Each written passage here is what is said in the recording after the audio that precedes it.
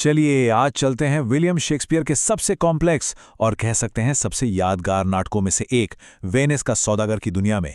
ये एक ऐसी कहानी है प्यार, नफरत और बदले की जो आज भी लोगों को सोचने पर मजबूर कर देती है। तो चलिए शुरू करते हैं शाइलॉक के इस एक जबरदस्त सवाल से। देखिए, सिर्फ एक लाइन में शेक्सपियर ने इस नाटक का पूरा संघर्ष हमारे सामने रख दिया है। ये वो आग है, वो बदले की भावना है जो पूरी कहानी को आगे बढ़ाएगी।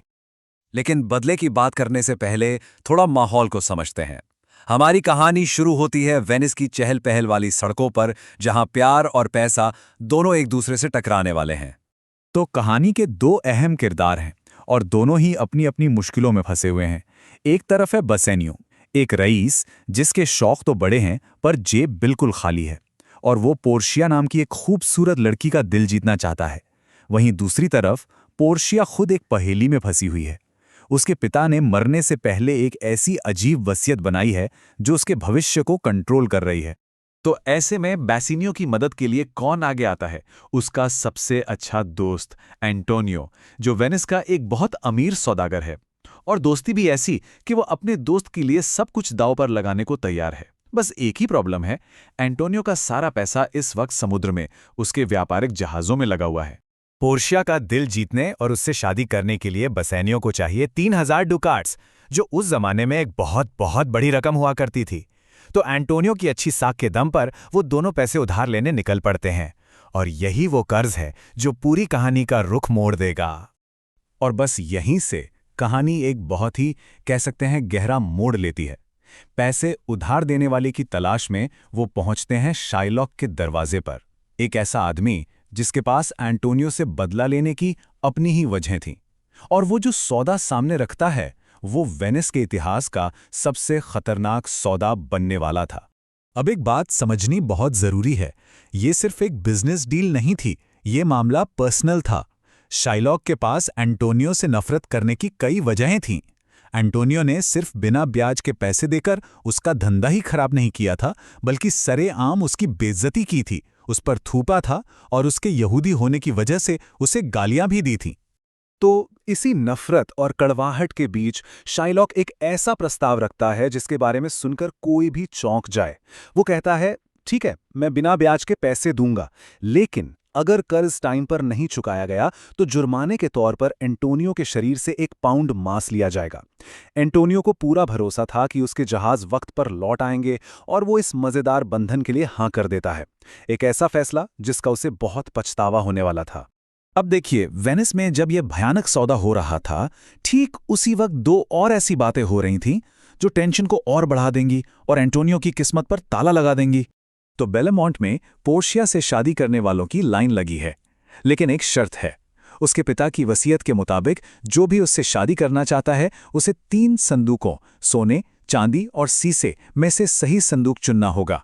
जहां बाकी लोग सोने चांदी की चमक में खो जाते हैं, वहीं बेसेनियो बड़ी समझदारी से सादे से दिखने वाले सीसे के संदूक को चुनता है, और वो साबित कर देता है कि असली कीमत बाहरी दिखावे में नहीं होती, और इस तरह वो पोर्शिया का हाथ जीत लेता है।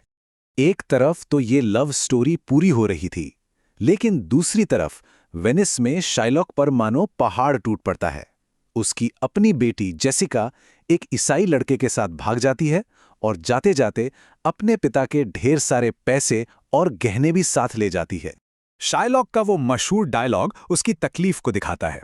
वो अपनी बेटी के जाने का और अपने पैसे खोने का दोनों का दुख मना रहा है। इस धोखे से उसका दिल और भी सख्त हो जाता है, और जब उसे खबर मिलती है कि एंटोनियो के सारे जहाज समुद्र में डूब गए हैं, तो शाइलॉक का दुख बदले की ठंडी आग में बदल जाता है। अब उसके पास अपना 1 पाउंड मांस वसूलने का मौका था। और अब हम पहुंचते हैं इस नाटक के सबसे अहम हिस्से पर, वेनिस के ड्यूक की अदालत। कर्ज चुकाने की तारीख निकल चुकी है और शाइलॉक अपना भुगतान लेने आया है। एंटोनियो की जिंदगी अब दांव पर लगी है। इस पूरे मुकदमे का सेंटर एक ही सवाल है, इंसाफ और रहम के बीच सही संतुलन क्या है? लोग शाइलॉक को कर्ज की 2 गुनी यहां तक कि 3 गुनी रकम देने को तैयार हैं, पर वो मना कर देता है। उसे पैसा नहीं चाहिए, उसे चाहिए इंसाफ, कानून का वो सख्त बेरहम इंसाफ जो उसे एंटोनियो के शरीर से 1 पाउंड मांस लेने का हक देता है। और जब लगता है कि अब कोई उम्मीद नहीं बची, तभी एंट्री होती है एक ऐसे किरदार की जिसकी किसी को उम्मीद नहीं थी। पोर्शिया एक नौजवान वकील का भेष बदलकर अदालत में दाखिल होती है ताकि वो अपने नए पति के सबसे अच्छे दोस्त को बचा सके। और यहीं पोर्शिया अपना दिमागी खेल दिखाती है। वो शाइलॉक के तर्क को ही उसी के खिलाफ इस्तेमाल करती है। वो मानती है, हाँ, बॉन्ड तुम्हें 1 पाउंड मांस का हक देता है, लेकिन वो कहती है इसमें खून की एक बूंद का भी जिक्र नहीं है। तो शाइलॉक अपना मांस ले सकता है, पर अगर उसने एंटोनियो के खून की एक भी बूंद बहाई तो वेनिस के कानून के हिसाब से उसकी अपनी जान चली जाएगी। तो शाइलॉक तो हार गया और केस खत्म हो गया, लेकिन कहानी का अंत उतना सीधा साधा नहीं है। सच तो यह है कि इसका अंत ऐसा है जो आज भी लोगों को परेशान करता है, उन्हें बेचैन कर देता है। देखिए, जो ईसाई किरदार हैं उनके लिए तो सब अच्छा हो जाता है।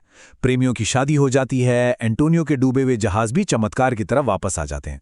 लेकिन शाइलॉक के लिए नतीजा बहुत भयानक होता है।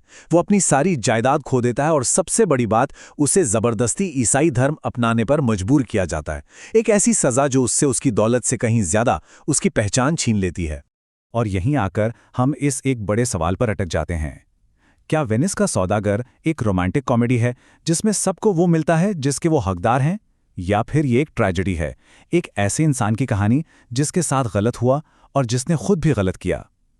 शायद इस नाटक की असली खूबी इसी में है कि 400 साल बाद भी इन सवालों का कोई आसान जवाब नहीं है।